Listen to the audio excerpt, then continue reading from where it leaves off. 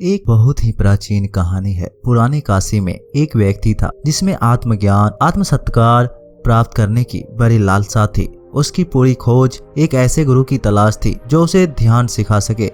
वह बहुत भटका। एक अच्छे गुरु की तलाश में वह एक गुरु से दूसरे गुरु के पास, दूसरे से तीसरे गुरु के पास, तीसरे से चौथे गुरु के पास, ऐसे ही वह कई गुरुओं के पास गया ध्यान सीखने, खुद को जानने। लेकिन कुछ भी नहीं हो रहा था। उसके अंदर शांति नहीं थी। ऐसे करते करते सालों बीत गए। अब वह थक चुका था, हताश हो चुका था, क्योंकि उसकी तलाश पूरी ना हो रही थी। फिर किसी ने उसे कहा कि अगर तुम सच में गुरु को खोजना चाहते हो तो तुम्हें हिमालय जाना होगा।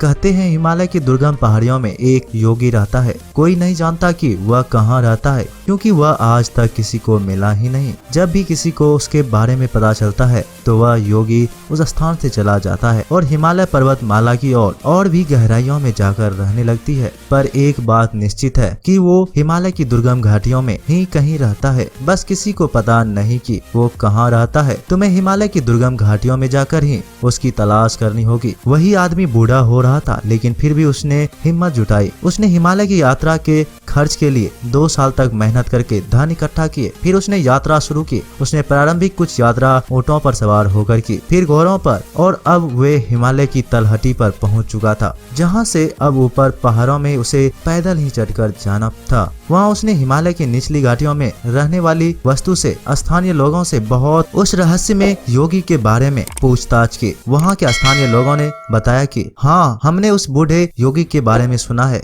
वो बहुत प्राचीन है। कोई नहीं बता सकता कि वह कितना पुराना है। शायद 300 साल का या 500 साल का भी किसी को भी मालूम नहीं है। वह इसी हिमालय पर्वत में कहीं तो रहता है, लेकिन जगह आपको नहीं बताई जा सकती, क्योंकि हम में से किसी को भी इस बात की जानकारी नहीं है कि आप उसे वास्तव में कहाँ पाएंगे। लेकिन समय समय पर इस बात के सबूत मिलते रहते हैं कि वह योगी रहता तो इसी हिमालय में है। अगर तुम बहुत खोजते हो तो तुम उसे ढूंढ ही लोगे। वह इंसान हिमालय की ऊंची और दुर्गम चोटी में गया। उसने हिमालय की एक चोटी में ढूंढा, फिर दूसरी चोटी में, फिर तीसरी। ऐसे ही वह उस योगी को ढूंढता रहा। 2 साल बीत गए उसे हिमालय में घूमते हुए, लेकिन वह अब भी उस योगी की खोज में लगा हुआ था। वह ढूंढे ही जा रहा था, बस उसे खोज और खोज और खोज। वो बहुत ही ज्यादा थक चुका था। कई बार तो उसकी मरने जैसी हालत हो जाती थी। वह जंगली फल पत्तों और घास के भरोसे जिंदा था। वो बहुत ही ज्यादा पतला हो चुका था। उसकी हड्डियां दिखने लगी थी, लेकिन फिर भी वह खोज में लगा हुआ था। उसका इरादा पक्का था कि उसे उस रहस्यमय योगी के खोजना ही है, भले ही इस खोज में उसकी जान ही क्यों ना चली जाए। ये उसे मंजूर था। लेकिन क्या आप सोच सकते हैं कि एक दिन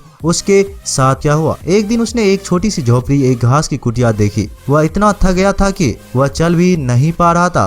वह किसी तरह उस कुटिया तक पहुंचा। उस कुटिया में कोई दरवाजा नहीं था। उसने अंदर देखा, अंदर कोई नहीं था, और उस कुटिया को देखकर ऐसा लग रहा था जैसे सालों से उस कुटिया के भीतर कोई नहीं था। उस इंसान को लगा कि वह योगी अब इस दुनिया में नहीं रहा। आप सोच ही सकते हैं कि उस इंसान को अपनी कितनी बड़ी हार महसूस हुई होगी। वह जमीन पर गिर पड़ा। बड़ी थकान से उसने सांस बाहर छोड़ते हुए कहा, मैं हार मानता हूँ। वह वहाँ हिमालय की ठंडी हवा में सूरज के नीचे लेटा हुआ था। अब उसके अंदर से किसी भी प्रकार की तलाश की सारी आशा खत्म हो चुकी थी।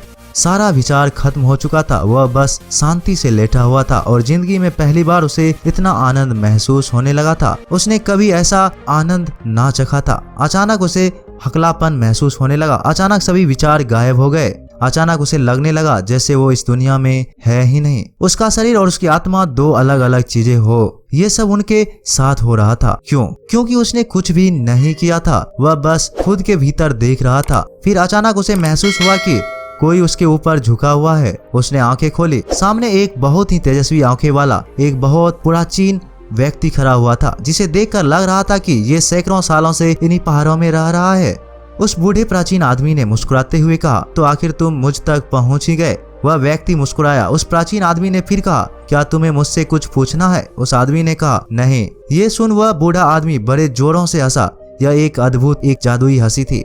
उसकी हंसी पूरी घाटी में गूंजने लगी। ऐसा लग रहा था जैसे उस योगी के साथ पूरी की पूरी हिमालय की वह पहाड़ी भी हंस पड़ी है। उसकी हंसी की खिलखिलाहट काफी समय तक पूरे पहाड़ी में गूंजती रही। फिर उस बूढ़े योगी ने कहा, तो अब तुम समझ गए कि ध्यान क्या है। उस आदमी ने जमीन पर लेटे हुए ही उत्तर दिया, हाँ मैं समझ गया। उस व्यक्ति के साथ ऐसा क्या हुआ कि जिस ध्यान को वह सालों में ना समझ सका वह उसे एक पल में कैसे समझ गया। वह शब्द जो उसके अस्तित्व के सबसे गहरे मूल उसकी अंतरात्मा से आए थे कि मैं हार मानता हूँ। उसी हार में उसके सारे लक्ष्य, सारी खोज, सारे प्रयास गायब हो गए। जिस पल उसने यह कहा मैं हार मानता हूँ, अब मेरी तलाश खत्म हुई, उसी क्षण में वह वही व्यक्ति नहीं रहा और उस पर अनंत की वर्षा हुई। वह चुप था, वह कुछ भी नहीं था और उसने गैर अस्तित्व के अंतिम स्तर को छुआ। जिस क्षण उसके जीवन से सारी खोज, सारे लक्ष्य, सारी लालच समाप्त हुए, उसी क्षण पता चला कि ध्यान क्या है। वे समझ गया कि ध्यान एक ऐसी मानसिक अवस्था है जब ना तो मन में कोई लक्ष्य हो, ना कोई लालसा, ना कोई उम्मीद, ना कोई विचार और ना ही कोई बंधन। दोस्तों ये वीडियो यहीं समाप्त होती है। मिलते हैं एक नई वीडियो के साथ, तब तक के लिए आप अपना ख्याल रखिएगा। धन्यवाद।